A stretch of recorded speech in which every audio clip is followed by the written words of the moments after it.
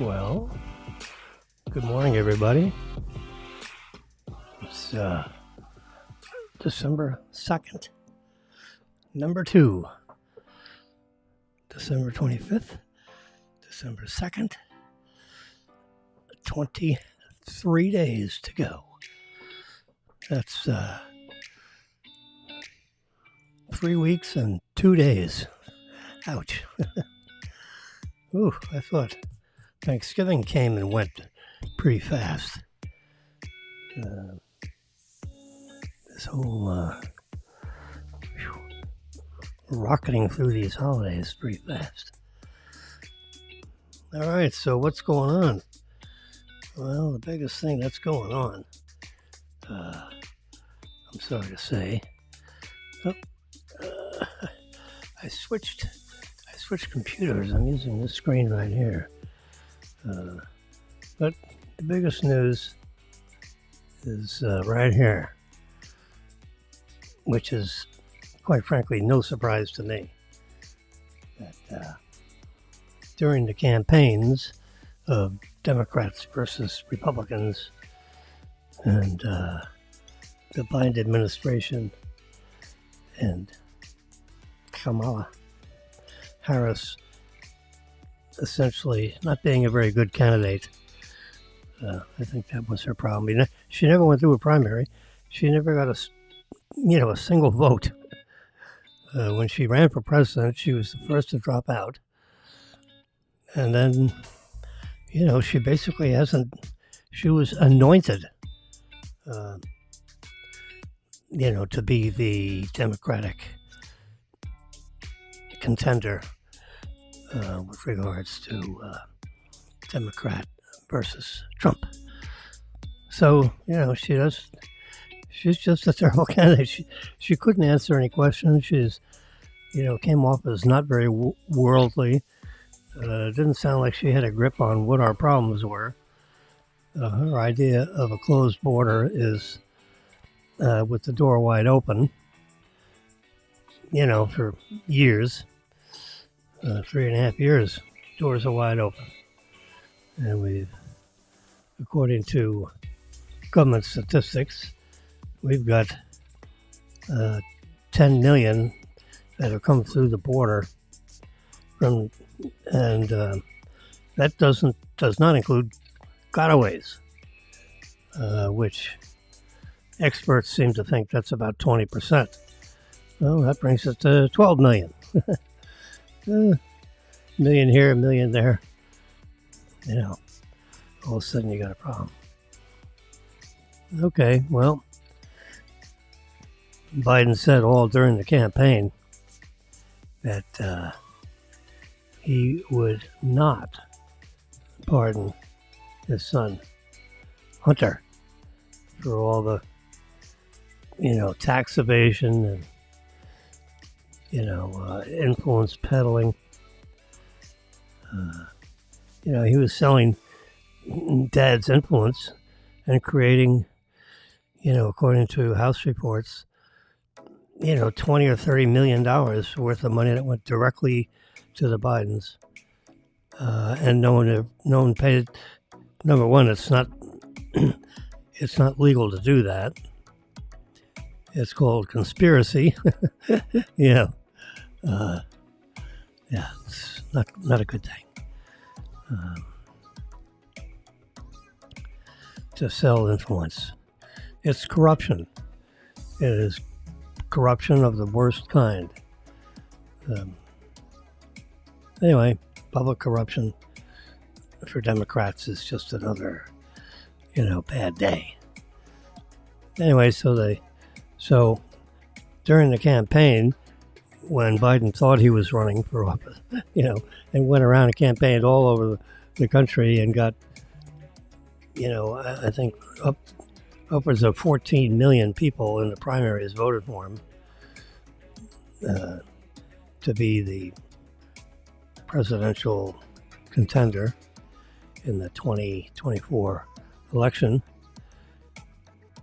And,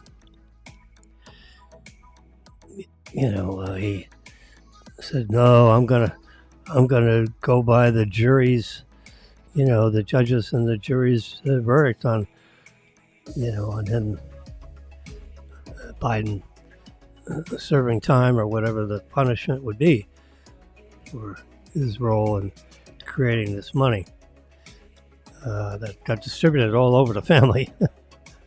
I wonder if the 3 grandchildren filed their tax returns with their $100,000 payments from, communist Chinese participants in this conspiracy and public corruption. Anyway, Biden pardoned him over the weekend and then flew off out of country. Oh, gosh. Only in America. So, there's a dual set of standards for reverse pinching. Anyway, so I mean, there's no way that Hunter, there's no way he wasn't going to get pardoned. That's a double negative. That means there's a way he was going to be pardoned, and he was pardoned, and from any and all crimes, for the last 10 years, ever since he, about 4 months. I don't know why they stipulated a time period. Maybe that's some legal principle. But anyway, so he got pardoned. There's there's a photo. It looked like, whoops, you caught me. Oh, gosh. Yeah. So Biden will slip into the history books as, in some degrees, a corrupt, president whose family received, monies so that international players could sit down with Biden. So in the meantime, Hunter's got the cash register open. Yeah, you wanna meet up with my dad? Just make a $1 million contribution or so. And the House has documented with bank records over $20 million worth of payments were made to the Biden family so that people could visit with President Biden to discuss international whatever with the United States. Crazy.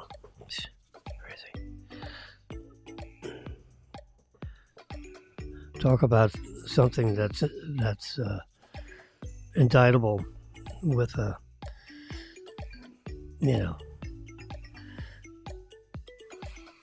impeach him. Yeah. The Republicans don't have they don't have the stomach for that stuff. Democrats, no problem. They impeached Trump twice. Just louse up his, how he's reflected in the history books. Well, what's reflected in the history books is that he got a resounding election. I would not call it a mandate. The news reports and the family say it's a mandate. That's not a mandate. He won the popular vote. Good. That's a fantastic thing to win the popular vote. When you have New York and California and Illinois are huge population centers, and Trump won the popular vote by, around 3 million votes. 77 million to 70, 3 or 4 million. So, it's 145 million people voted, which is, pretty good. And Trump, got the popular vote by, which is, it's irrelevant and who gets, it's a talking point, but that's not how our Constitution Happen to have a copy right here. There's our Constitution and all the amendments in this little tiny book, which you can carry in your pocket, which I do when I go out to dinner or whatever, in case someone brings up something. I can look it up. Yeah. It's not hard reading. It's, it can be a little tedious, particularly when they, define the Electoral College and how it's, and how that vote is put to record on January 6th, actually, just before the inauguration, a couple of weeks before.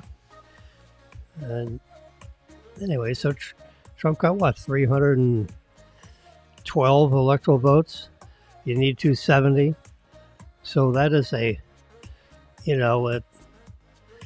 not a close election. It was a good, solid victory. And he, won. He swept through the entire, center of the country, which was, considered the swing states, because you got the hard D's in New York and California, and then you got the flyover states in the middle. They're all Republican. Yeah, and you have this little margin in the middle, but with 312 electoral vote victory is a good, solid victory, and that 3 million population victory, which is not really relevant in terms of what it takes to win an election in the United States, subject to our Constitution. It was the Electoral College, and the 270 requirement is what makes you win that election. So I call it a resounding victory. It's kind of like saying, well, it's a great game. We had 35 base hits. Well, that doesn't matter because it's home runs that wins baseball games, not base hits. You could have a gazillion base hits and lose the game because it's home runs that wins baseball games. It's Electoral College votes that wins presidential elections. You have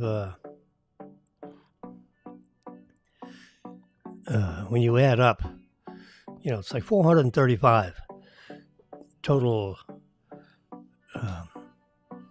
Let's see. Reagan won with he won all states except for Minnesota. So it's like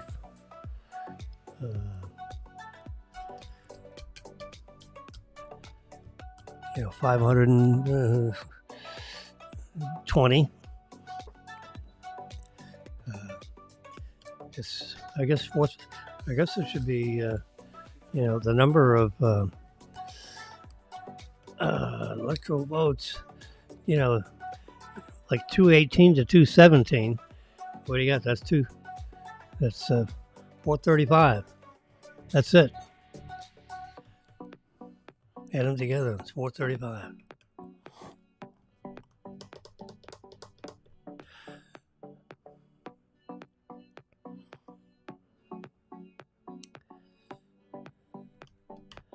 And I think that's about what it is with our congressional elections. I think we have, I think the Republicans have 219, 216, 215. You have several Republican, like a 2 or 3 vote margin. Some of our representatives resigned in order to be considered in the cabinet. You can't have both positions simultaneously. So if you're going to Stefanik, for example. She's a Republican representative in the state of New York, and she resigns because she's, been asked by the president to be, the representative in the U.S., the U.S. representative in the United Nations. And, she can't hold both positions. Nikki Haley held that position. Well, Stefanik is going to hold it for the Trump years. They serve at the pleasure of the president. And I don't know if you know this or not. The vice president sits on the cabinet, and you got 16 other cabinet positions. Secretary of Labor, Secretary of Health and Human Services, Secretary of Defense, Secretary of State, Rubio.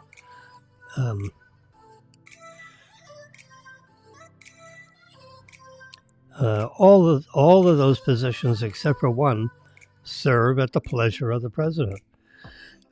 These are quotes of the Constitution. You know who does not serve at the pleasure of the president that sits in the cabinet? There's one person. Okay, time's up. The vice president, Vance, does not serve at the pleasure of the president. In other words, if the president has displeasure with the anything about the vice president, you can't fire him. Nope. You're fired. Nope, not when it comes to Vance, because he does not serve at the pleasure of the president. If they have a disagreement, then they have a disagreement, and they're going to have to resolve their disagreement, because that's the one guy that Trump can't say, you're fired. No. And it states as such, the vice president does not serve at the pleasure of the president. It's kind of an odd way of saying it, but that's the way they say it in the old English type language. Yeah. Everyone else serves at the pleasure of the president. Now that language is pretty clear. Yep, I'm fiddling around with this stupid thing. There we go. It's the charger for my watch. But my watch is already charged. There it is, December 2nd, 9:19 a.m. Yep. My battery in my watch is 85% full. My blood sugar, let's wake this up. Blood sugar is hanging in there at about 213. It's up a little bit. Slightly above the green. And that's because I just inhaled 3 oatmeal raisin cookies for my breakfast. Sipping a little tea, a little hot, a little warm tea. Thank you. Excuse me for that break. All right.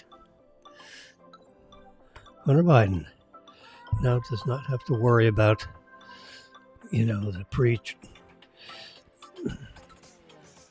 the hearings which they air out the dirty laundry and discuss the embarrassing matters that he was convicted of by a jury of his peers, if there is such a thing, when you're talking about the first family of a president. Kind of hard to get a bunch of peers. So, it's kind of almost irrelevant for, someone like that to be, tried by it just doesn't make sense. To pick a jury is pretty difficult to do.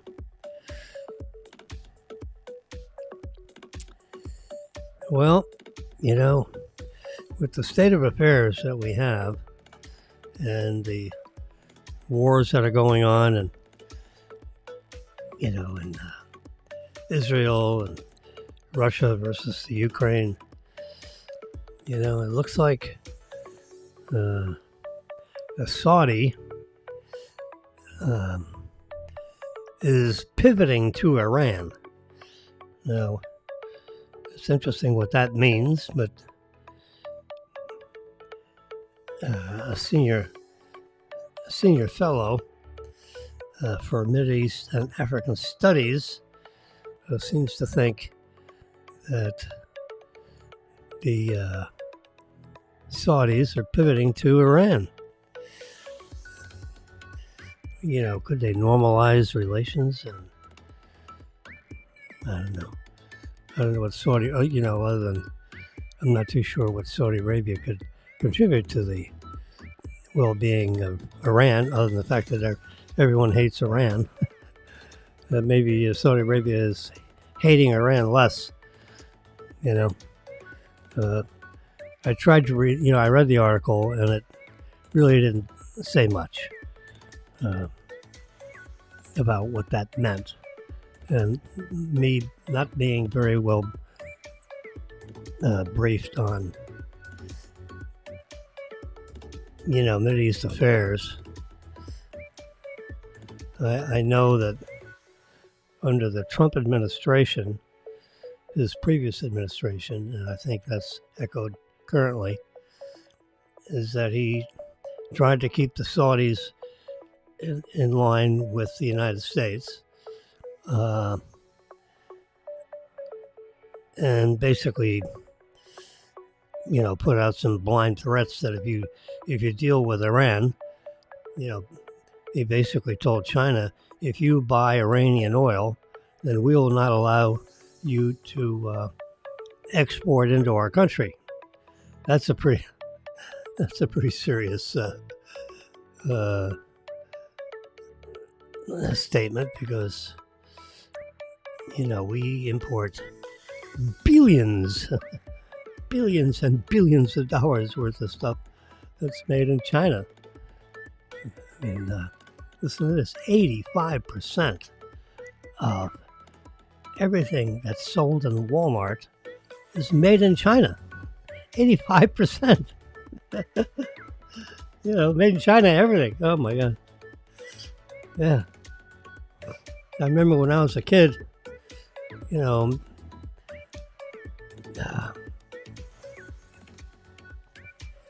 made in Japan was not, a signal of high quality.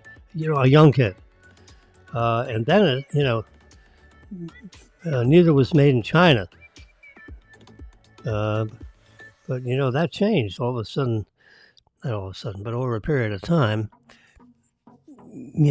certain Japanese products, like Sony TVs and, certain camera brands like Canon, for example, which I happen to own Canon equipment, because 20 years ago, you pretty much had to use Canon equipment, or else the broadcast channels wouldn't take your pictures, because they were thought to be, not the same quality, which, that's, of course, a debatable thing.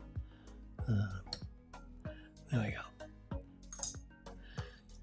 So, I had Canon lenses, when you're taking soccer pictures, football pictures, action sports photography. Companies like Reuters, if you didn't have Canon equipment, we wouldn't take your pictures.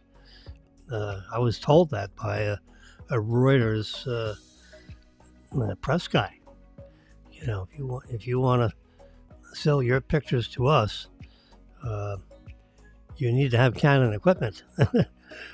So you see those big beige lenses, at sporting events, you recognize the Canon equipment. Well, in recent years, Sony has decided to use a similar beige exterior to their lenses, long focal length lenses. So if you look at the major sporting events and you see the photographers on the sidelines, football games or soccer games, all the lenses now are not necessarily all the big beige lenses. It could be Sony or Canon. But I have one remaining large lens, and it's a 70 millimeter to 200 millimeter f2.8 Canon lens, which is one would call it a large lens. In the world of sports photography, it's not that long, 200 millimeters focal length. It's a beautiful lens, f2.8. When it's mated with a modern Canon camera, the focus is so spectacular. And how it holds into focus when you're tracking a quarterback getting ready to catch the ball.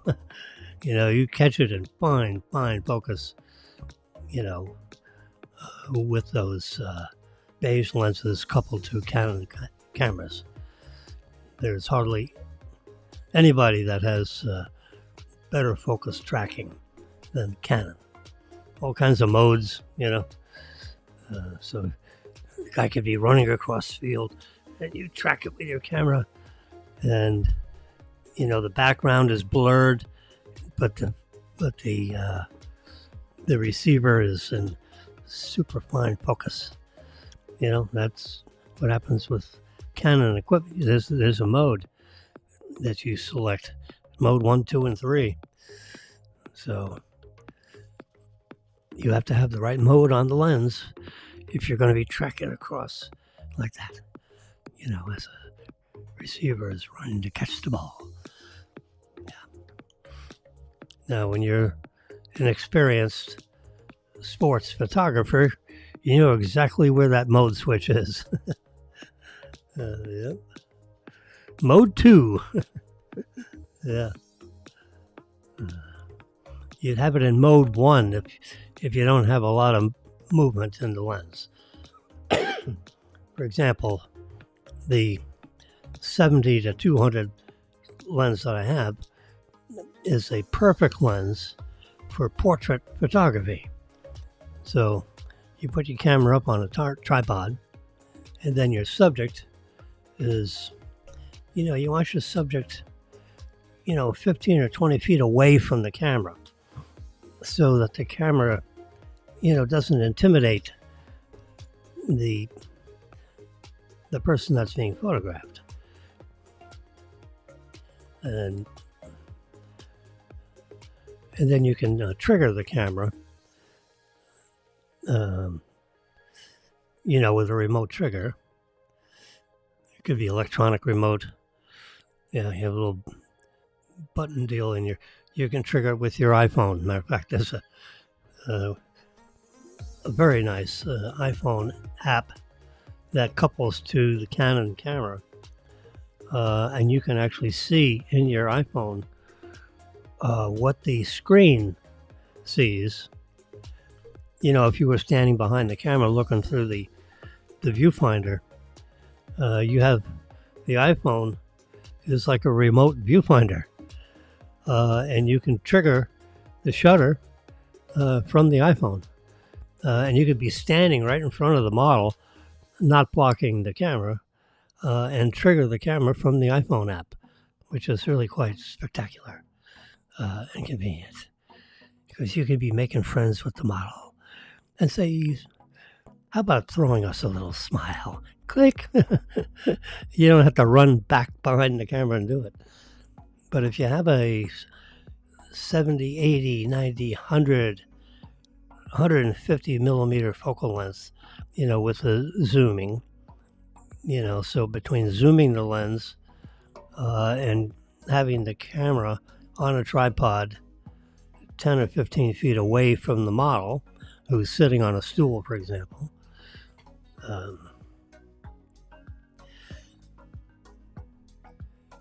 That's a perfect combination. Now, there are a lot of portrait photographers that just buy a fixed focal length of 105 millimeters. Canon has a 105 millimeter lens that's designed for portrait photography, or a 100 millimeter lens. The zoom lenses are so sharp these days, with the computer-aided grinding of the lenses. It used to be that zoom lenses, you have a ring on the side of the lens and you turn it and it changes the focal length from a standard mode to a telephoto mode.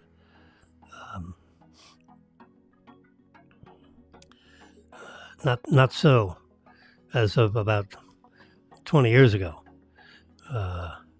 That was older lenses. But, as of 20 years ago, Canon, and through the years, including now, has designed and built, these zoom lenses with, big apertures like f2.8. The zoom lens I have is a 70 to 200 f2.8. The front element on the lens is this big around, the diameter of a coffee cup or slightly larger.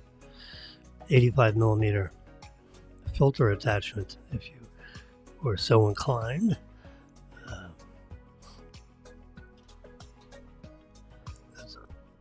That's the last big lens I have, and this lens is a $3,000 lens. And the lens itself, the camera is $4,000, the lens is $3,000. So between the two is $7,000 piece of equipment. I have a feeling I'm going to get ready and sell that equipment because my iPhone, as ridiculous as this sounds, with these little tiny cameras right here, there you go, you can see it kind of reflecting. You see the lenses, right? See that right there? Those three cameras are masterclass of miniaturization. Those lenses are unbelievable lenses. And there are apps that are available where you can change the setting on the lens, right there in the iPhone, instead of everything kind of like being automatic. You want to set that lens to f2.8, you can do it and have the ISO change depending on how the overall camera sees the exposure requirements. Yeah, and the number of pixels is now over 40 million pixels in the imager that's behind this little miniaturized camera. I think I've shown you this before. Let's see if I can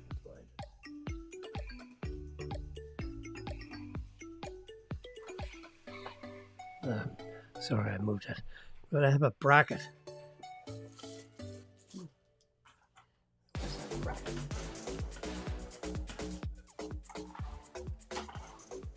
Oh, there it is. Right in front of me.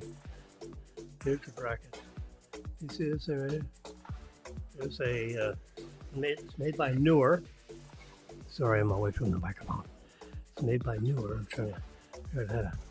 You see it right here? It has a little spring-loaded thing in here to hold the camera. And then you hold the camera, you hold the iPhone with this bracket.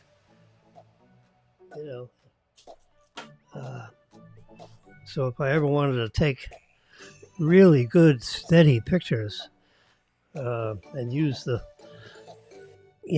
the features of these three cameras, you put the camera in that bracket.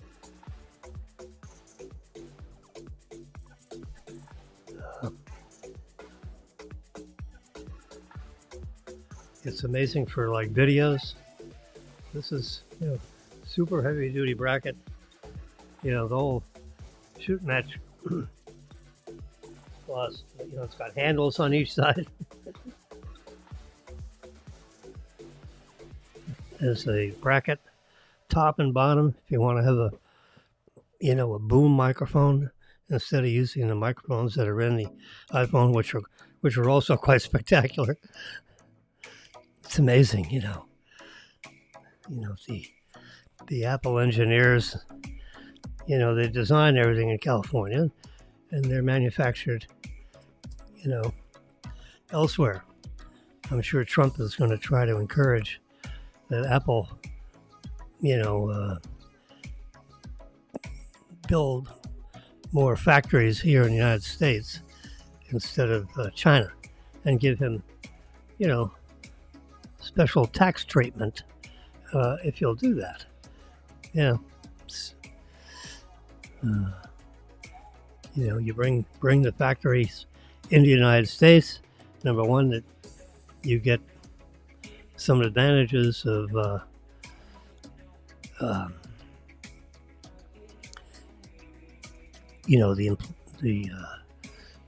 people that would be employed to build the factory. Number one, assuming they build custom factories. And number two, then you'd have all the people that work in the factory, manufacturing, assembling, the products that are inside this incredible, crazy iPhone that you walk around with, which is a supercomputer with camera capabilities and telephonic. It's a telephone. Oh, by the way, it's a telephone. Most people, it's amazing. People, you go to a park, for example, or go to the beach, and everyone's sitting up and their fingers are texting away. They're not talking on the phone; they're texting on the phone. Texting, all their friends while they're on the beach. I have a picture, of about eight or 10, young girls, let's say high school seniors, junior seniors, and they're sitting on a park bench, and they're all in position. They're all texting. Yeah. And I took it, right down the side of them. So the middle one was in focus, and the ones close to the camera were out of focus. The ones further away from the camera were out of focus. But there's a couple of three of them in the middle of this, sideways, because they're stacked up this way. So I wasn't taking a frontal, I was taking a sideways picture. And they're all there with their thumbs going crazy on the phone. Texting. Yeah.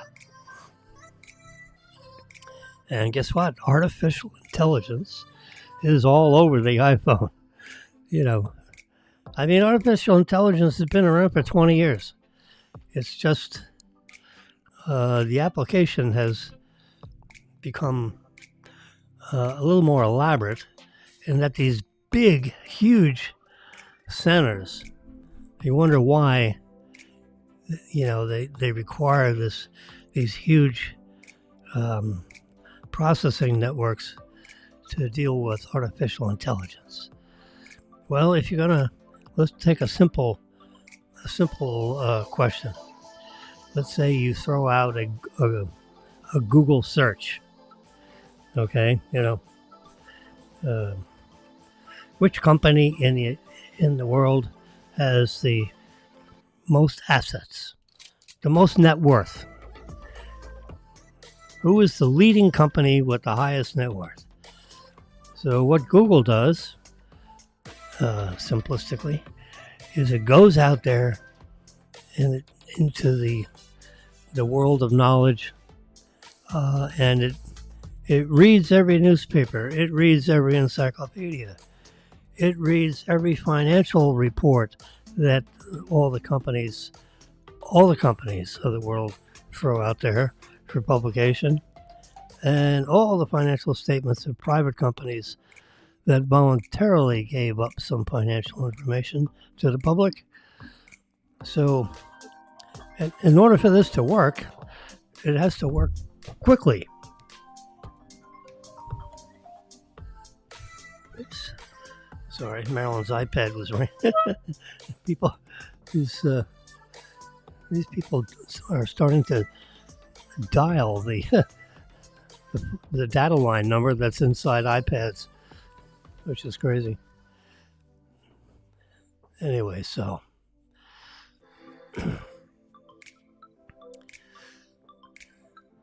if you do that Google search, the theory was, for a fast response, is that the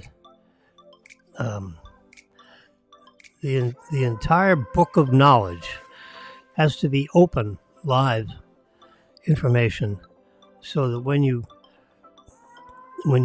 make the request for a search, it goes to all the live data, instantaneously, and it goes through everything, and it comes up with 8 or 10 responses, or 20 or 100 responses to your question. Well, the book of knowledge is getting bigger and bigger.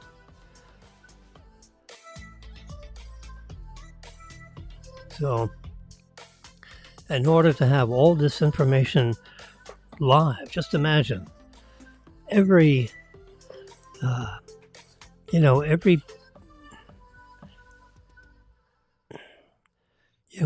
article, every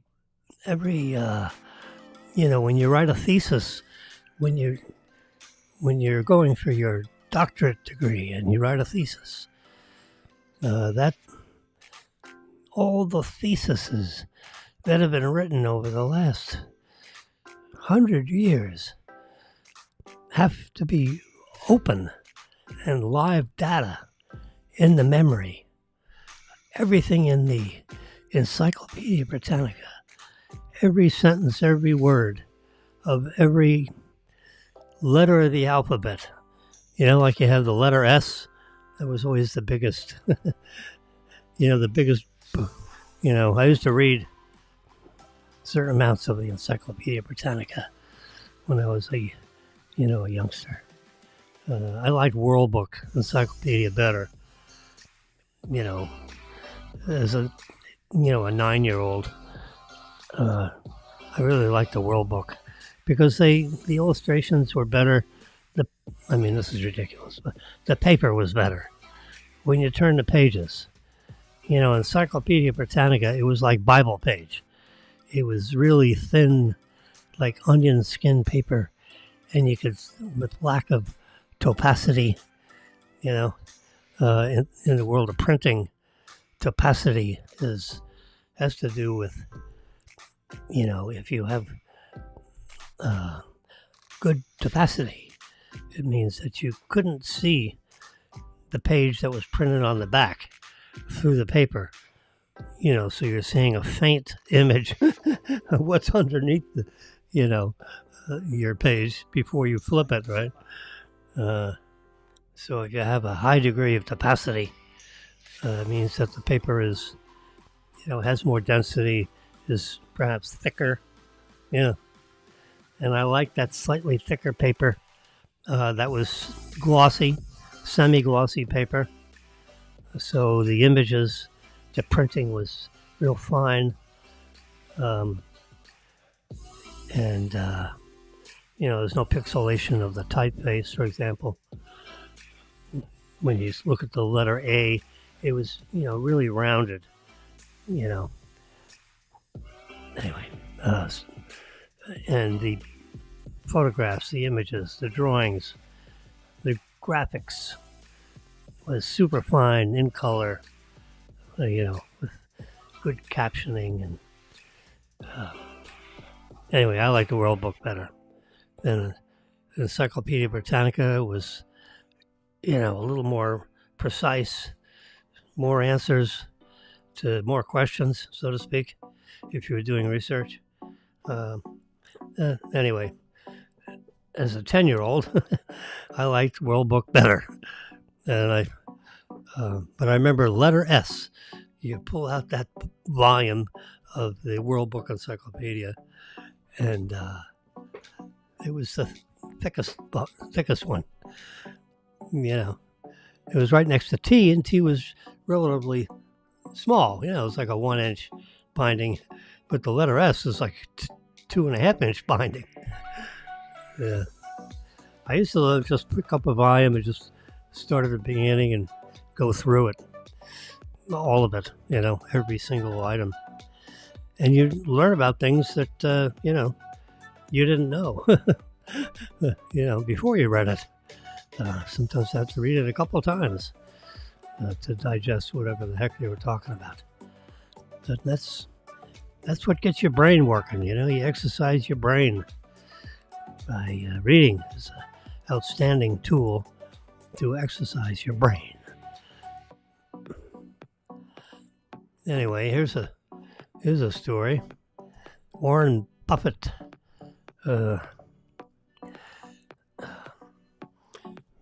Berkshire Hathaway, has a net worth of $663 billion. Companies like NVIDIA, $66 billion. Apple at $57 billion. These are, I'm sorry, I misread this. NVIDIA and Apple, he sold, for example, Apple, he sold $57 billion worth of their stock recently. Turned it into cash. Yeah. And everyone looks at him and says, well, why'd you do that? Well, when you buy something at $120 a share, and it's now selling for $230 a share, why not take, that $100 per share profit? The old rule is you never go broke making a profit. So, you buy low, sell high. And then Apple, not that long ago, was, $150 a share. And now it's $230. So that's $80 a share profit. Now, Warren Buffett, his chief financial guy passed away, last year or so. And he was the one that convinced Warren Buffett to own Apple in the first place. Well, since he passed away, he's not getting that advice. Because I sit around committees, when you have a company worth $600 billion, so they're marching on to $1 trillion net worth, in stocks and bonds. He doesn't make anything. He just owns pieces of other companies, with stock portfolios. He has, I'm going to say 20 or 30 investments, but they're huge investments. He's probably sitting on $200 billion in cash. I'm sure he owns some gold and silver, and gold's the way to go. But Trudeau, here's a picture of Trudeau. He's flying through the airports with security and everything. He's jetting his way to Mar-a-Lago, which is just east of, West Palm Beach, over in the island of Palm Beach, the southern tip of, I think it's Route 98 that goes straight in by the southern border of Mar-a-Lago. Yeah. Which is a 25-acre tract of land representing the entire southern tip of the island of Palm Beach, owned by the C.W. Post estate. And she passed away and bequeathed it to the state of Florida. And the state of Florida, thought, oh my God, how marvelous. I got this $5 or $6 million estate handed to me. And it was, when she died, the values of the properties, were a little bit, well, I wouldn't say that. It was in a relatively depressed marketplace, but estates like this are so unique, they don't change in value that much. Anyway, but back then it was worth $5 or $6 million. The state was delighted to have it until after the first couple of years they realized that it cost $1 million a year just to take care of the landscaping. That doesn't mean that you go inside the place, and dust and clean and mop the floors and all that kind of stuff. This is strictly the exterior landscaping package. Yep, $6 million, $1 million a year. Well, the state of Florida said, we can't afford to hold this, so let's sell it. Let's put it up for auction. And Trump bought it for, like 5 or 6. He was the winning bid at, I'm going to say around $6 million. So he picked up Mar-a-Lago for $6 million. Holy mackerel! It's worth, probably. There are homes on the island of Palm Beach that sell for, $15 to $20 million, and a quarter-acre lot is worth $5 million. Well, Mar-a-Lago is sitting on 25 acres. Let's say net 20 acres. Well, 20 acres, times 5 million. That's a lot of money. That's like 100 million. If I can do my math right. Right? 125 million. Just for the dirt. That doesn't include the 67,000 square feet, 100 bedrooms, 30 bathrooms, I mean, it's a huge estate, God. Phew. Yeah. State of New York says it's worth $18 million. The swimming pool is worth $18 million. What are you talking about? This is the judge in that New York City case. He's overstating his, information on his financial statement. Yeah. Now, if you look at Trump's financial statement, if anything, all the assets are slightly undervalued for, conservatism. Trump's a multi-billionaire. He doesn't have to inflate any of the values of these things. I don't think he'd sell it for $400 million. If he was offered $500 million, I don't think he'd take it. Why the heck would he take it? This is where he lives. He changed his residence to Florida from New York because he, too, couldn't stand the 13% tax on his income. So he said, phooey with that. So he's down in Florida. He has apartments up in New York, but they're not his residence, his permanent residence anymore. So you have to spend, more than 50% of your time in the Florida home.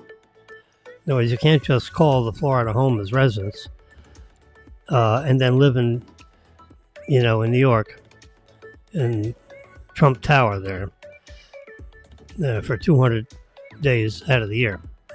No, or 300 days out of the year. No.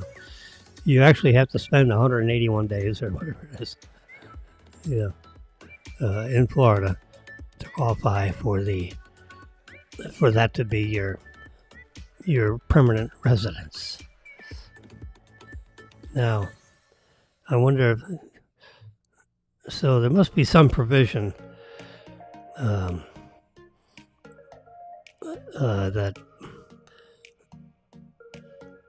the IRS or whatever provides for, there is a unique person called the President of the United States.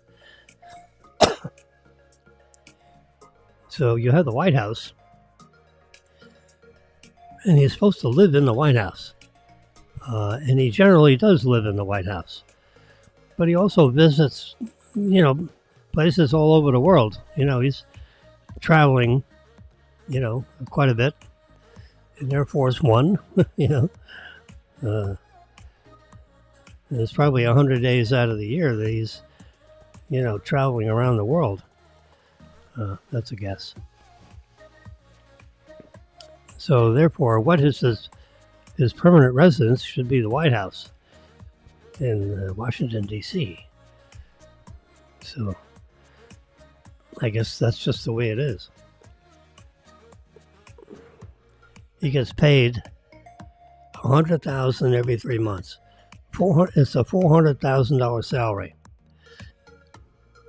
And the last time he was president, remember Trump 45 and Trump 47? He had 45 and 47 on his shirts and hats and all that kind of stuff. Because he was the 45th president in the year 2016 to 2020. And Biden is the 46th president. And then Trump becomes the 47th president also. I think Grover Cleveland was the only other president to serve an 8 years worth of term, but non-contiguously. There was someone else that was president in between. The 22nd president and the 24th president, they're both the same person. I think it's Grover Cleveland over 120 years ago. So Trump is the only other president. He's going to take office on the 20th. So January. So once he's sworn into office, sometime around 12:15 or so. I mean, it's pretty quick. There's all kinds of prerequisites and so forth. But the swearing-in ceremony, I think, is held at noon on the 20th. It's written right in the Constitution. It's not made up. It's the 20th, I think. Unbelievable. So once he's sworn in, then he's the 47th president. Yeah.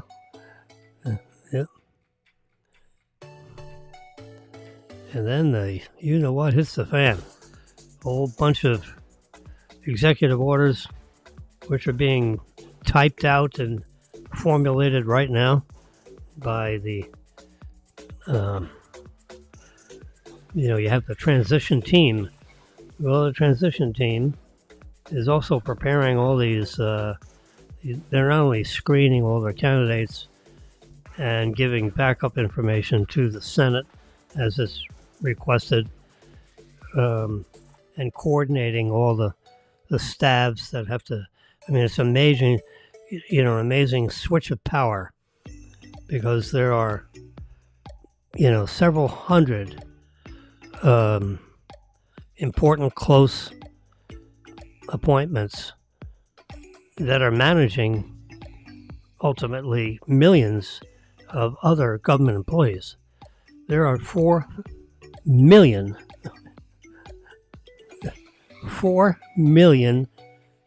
government employees. It's over 4 million. It's like 4.5 million. let's just round down, 4 million. So up through this pyramid, goes up to the top of the president, and it goes down and covers 4 million people. You know, the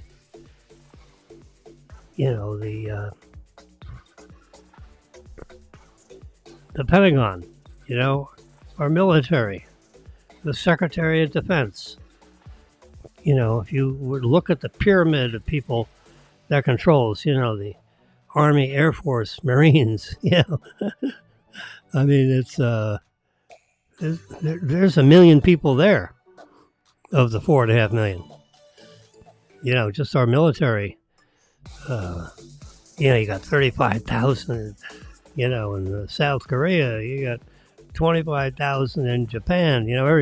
Every major war that we've had, we leave, 20 or 30,000 people in military setting to protect the region, because there was a major war. So you add up all these, there's a bunch of U.S. commitments in Guantanamo. There's probably 15,000 people in Guantanamo. That's a guess. But you add it all up, it's over 1 million in our armed services. And then you got 50,000 people working in the Pentagon, which until Elon Musk started building things, his factories. He's just finishing a factory in Mexico, that's the size of 3.5 Pentagons. They give you the size. It's all under one roof, 30 or 40 foot, big 4-story warehouse. It covers, hundreds of acres. It's amazing. Air-conditioned warehouse where he builds his cars and builds batteries, electric cars and batteries. He has his own motor factory. Just about everything in the car is manufactured in those factories. He doesn't build his own tires. He buys them. They're special made tires, special engineered tires than your typical tire, that's on the Chevrolet.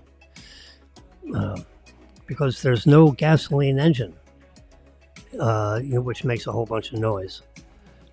So because there's no engines running, when you sit inside a Tesla and you're getting ready to go forward, you step on the pedal and it goes forward, but it doesn't make any noise. There's no noise.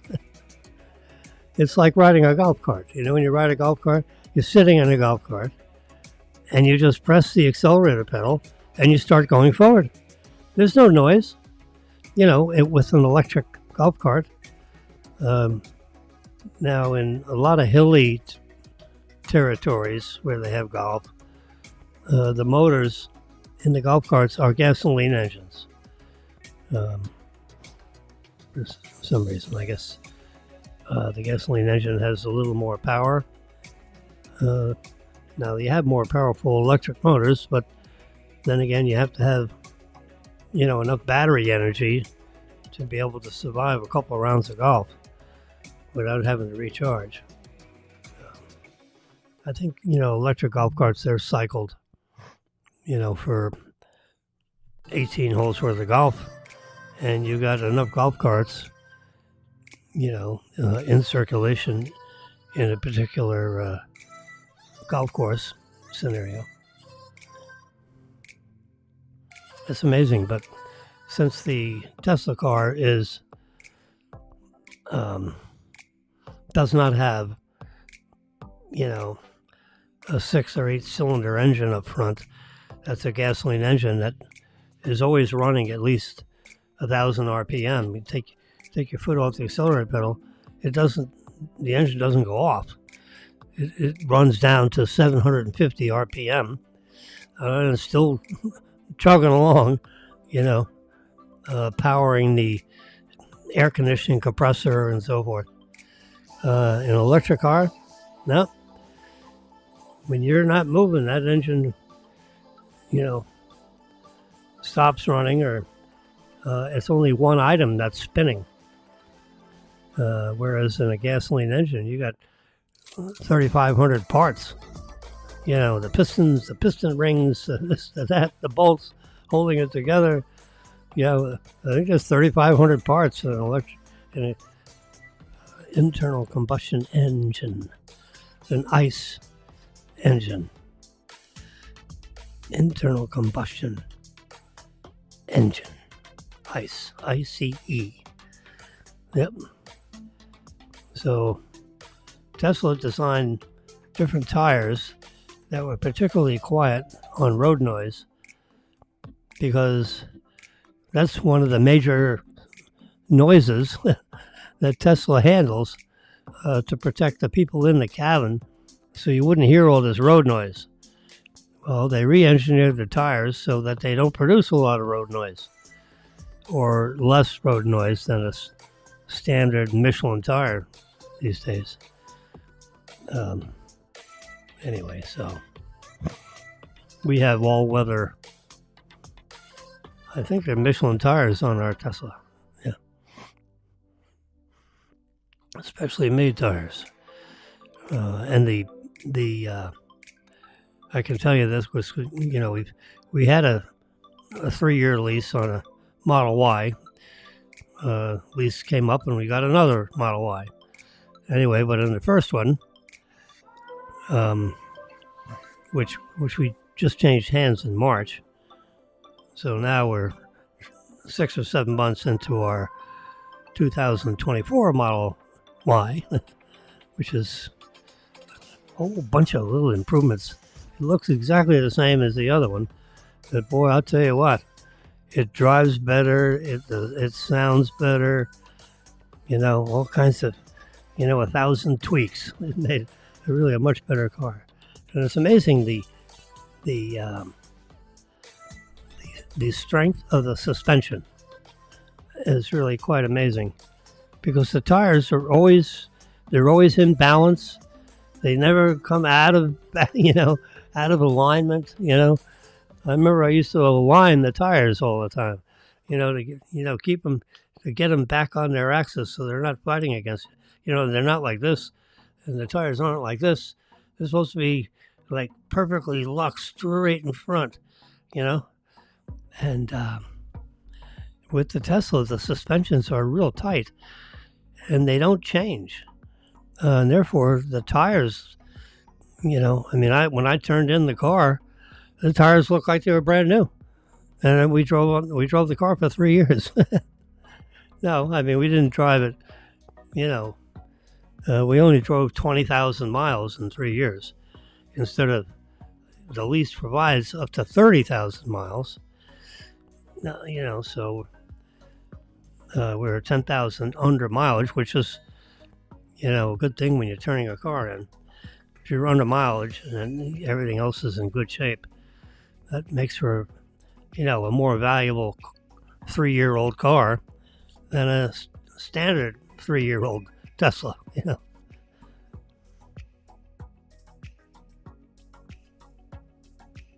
So that's my story, and I'm sticking to it. So Trump called in, the Trudeau, and spoke to the president of Mexico in an effort to have them seal up their borders. Gosh darn it. Stop letting these people flow through your country into our country. Tighten up your borders, or else we're going to put a tariff on you. And that's one of the purposes of a tariff. It's something that you threaten another country with to get it to do what you want them to do, which in this case is tighten up the borders. Syrian rebels take control of most of Aleppo, a city in Syria. That place is a mess. You know, I mean, look at the rockets and missiles this guy's carrying on his back.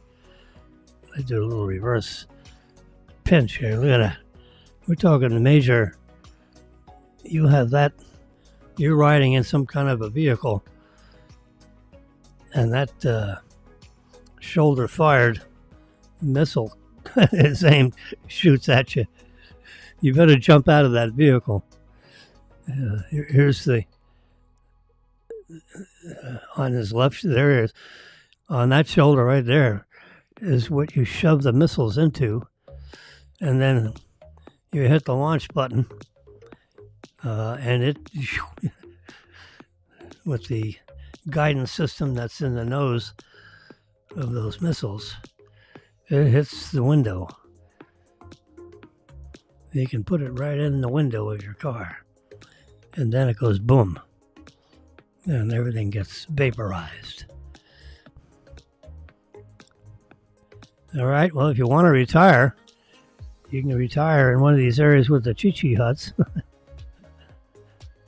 and you can make your retiree dollars last a lot longer. Best places in the world to move to retire, ranked in this new report in Forbes. They do this like 4 times a year. And apparently these Asian, Polynesian type countries have real affordable living standards. Of course, it's hard to find a job when you're standing on this thing if you want to work after you're retired from your primary company. Anyway, Panama used to be a place to go retire. They'd give you a permanent, this is from somebody that I know that lives in Panama, or lived in Panama, he passed away, but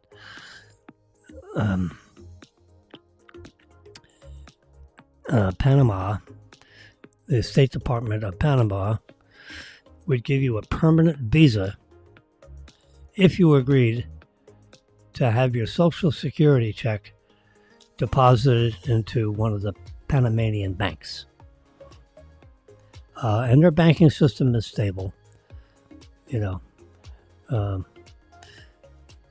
instead of having, so you have your automatic deposit go in a Panamanian bank, they give you a permanent visa. Because you're going to live off your Social Security, the theory is. And in Panama, you can afford that. However, I've just read that trying to get a job in Panama is not the easiest thing right now, for some reason.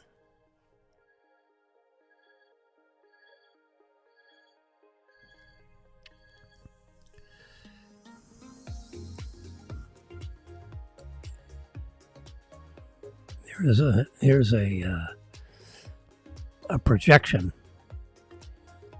of Disney. You see the Disney characters and so forth. They projected it onto this factory building. And the animations, Artemin Animations, collaborated with Apple to film this animation and project it on the buildings. And it was done with an iPhone.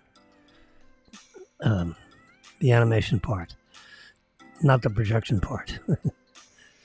Getting it illuminated on the buildings is another challenge that Apple didn't have to worry about. But you need the material, the source code, to put in the projectors. Anyway, but an iPhone took this picture using its telephoto lens, and you can see with a certain amount of detail, the entire show that was put on by Disney. Anyway, that's the reason for that clip. Here's another clip. Happy Thanksgiving. Look at this. Upstate New York and so forth got those communities surrounding Great Lakes got what is known as the lake effect snow. And they're in now about 4 feet of snow. It's not snowing at the moment. But it's going to snow again. And put another foot, so that brings up to 5 feet. Look at the snow that's on that car. I mean, you're talking serious amount of snow. I used to live in Kansas City when we were building a couple of stores in the Kansas City market, 2 stores, and lived in Apple Valley, which is a suburb of northern Milwaukee, in this case. Yeah, lived in Milwaukee for about a year. Let's see, 11 months, 10 months. Built a store, opened a store, moved to another market, Minneapolis, St. Paul. Built 3 stores there. Came back to the home office. Became a home office guy. Yeah, amazing. There you go. President Biden pardons his son after promising not to pardon his son. Well, of course, he said he wasn't going to pardon his son when he's running for office. Of course, everybody hates that. That's the old theory of, the laws are for you, not for me. So instead of him going to jail for lying, on a weapons application, he said he didn't have any drug problems. Of course, he did. And he basically checked no drug problems on his form, which was not true. They actually prosecuted him for that, and there are people that go to jail for lying on that form. Not him, though. No. Nope, because he's married to the president. He's the son of the president and got pardoned from all crimes. Charged or going to be charged. Dating back 10 years ago. So.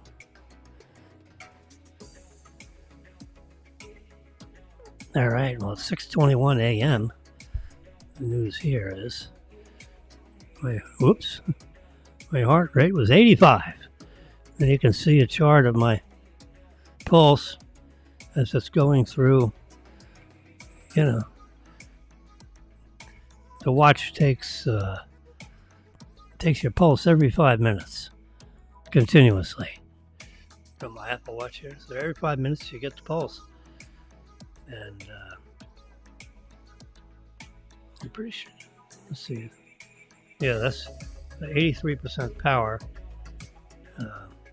It tracks your steps, gives the day, the date, the time, my blood sugar level.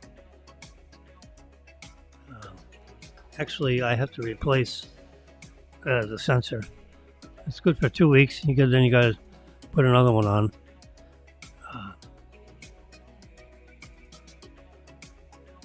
So I guess I should do that today. So this is my blood sugar. The last reading was, I guess, on Saturday. Saturday noon, I think it was. So I'll put it on Monday at noon today. And it'll go for 2 weeks. Monday to Monday. Yeah.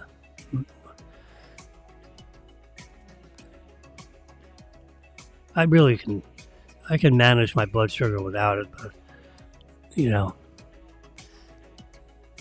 it's nice where you can, of course, it transmits right into your watch, so I can see my blood sugar, without having, you don't have to prick your finger or none of that.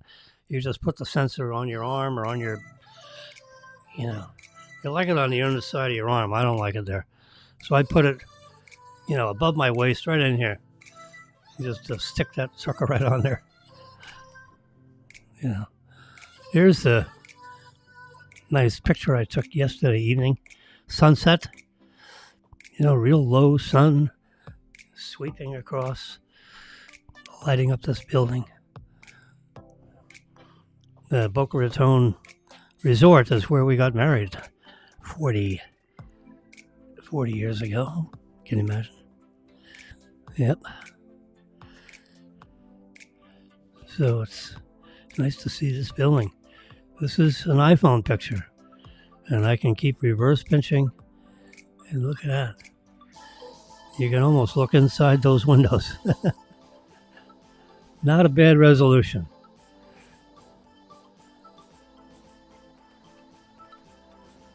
It was cloudy last night, as you can see. Yeah.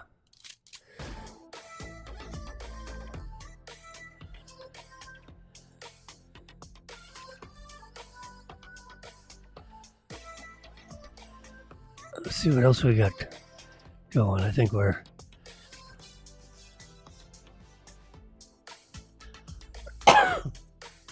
This is what the latest software update is for the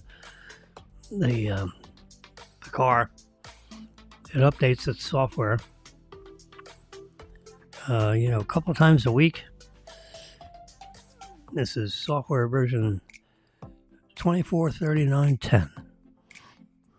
And these are all the things, that is included.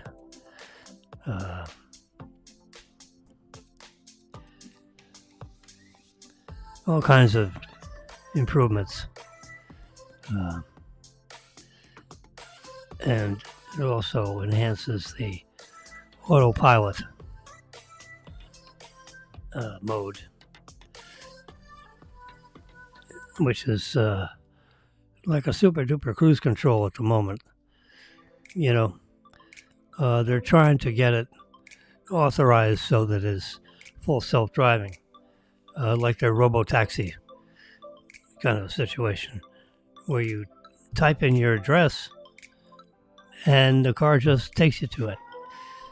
It navigates it totally, and auto steers it, brakes it, manages all the traffic stuff. It's not quite ready for that yet. It's supposed to be by, first quarter of next year. It should be full self-driving, just like their robo-taxi, which is a complete vision-based system. 8 cameras they have mounted all the way around. Higher resolution cameras than were in the earlier models. But as of January of 2024, the entire hardware package has been upgraded, including a new high-power computer to process all this increased visual data, because the cameras are now 5 million pixel cameras instead of 1 million pixel cameras. That makes for a difference in, how to process all that data. All right, it's 10:24. I can see my clock. 10:25:06. Yeah. You can see the count up there, and here's the count down here. This is right there. We can go full screen on that for a second. Producers, okay. There we go. You can see the counter.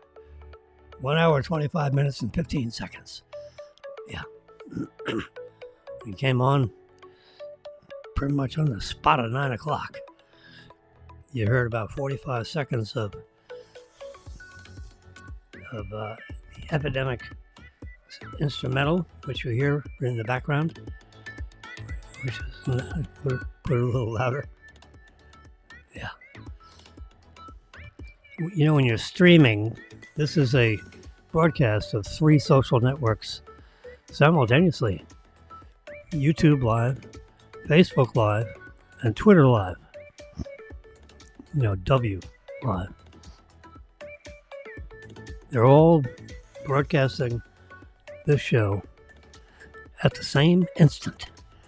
you could call in right now on 416-1100, or you could text into 561-416-1100, and the text message would pop up on the screen right here, and then I could answer that question, or your challenge, either way, or your statement of fact, whatever you want to text me. Yeah. In the meantime, we're going to say adios, amigo.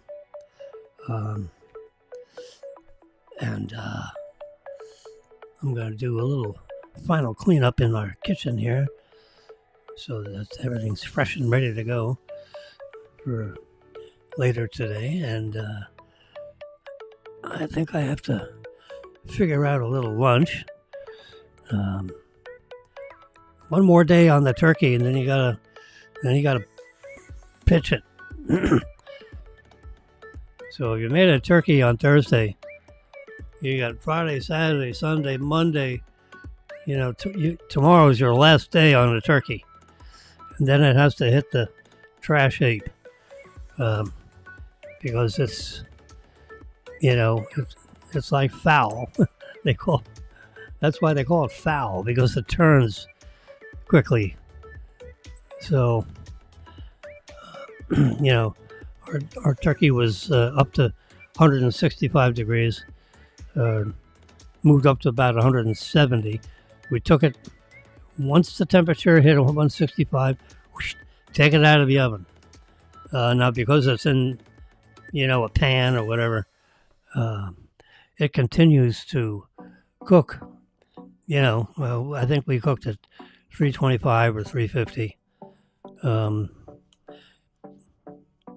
You know, so if you take it out of the oven at 165, which is what all the chefs all over the country do, don't leave it on there, you know, in the oven at 170 degrees, because the meat will continue to cook after you take it out of the pan, out of the oven. You know, so then it gets up to 180, 185. So now that white meat turns into cardboard, you know. So if you've ever eaten white meat and it's really dried out, that's because they overcooked it. You know, it's kind of like scrambled eggs. You know, when that sucker gets up to a certain temperature, whoosh, you got to take it off the burner and get it out of the pan. Or a fried egg, same thing, you know. Eggs, fish, turkeys, chickens. You got to be very precise on the temperature that which you take the turkey out of the oven. And that is 165. Most people leave it in the oven a tad too long. You don't cook it by time, you cook it by having that sensor in the thickest part of the turkey. It's 165, whoosh, out of the oven. And that way you're safe from all bacteria. The meat will be nice and tender and juicy. Our turkey, we took the whole breast meat off the bird and then sliced it this way. So we had the whole breast laying this way and cut it this way. So you had like little turkey steaks. It was a very nice way of serving up turkey. Put a little gravy on that. Oh my God, marvelous. Yes, sirree, Bob. All right, folks, you all will have a good rest of your day, and we'll see you tomorrow at 9 sharp. I'm going to stop talking, and I'm going to give you Epidemic in its natural voice.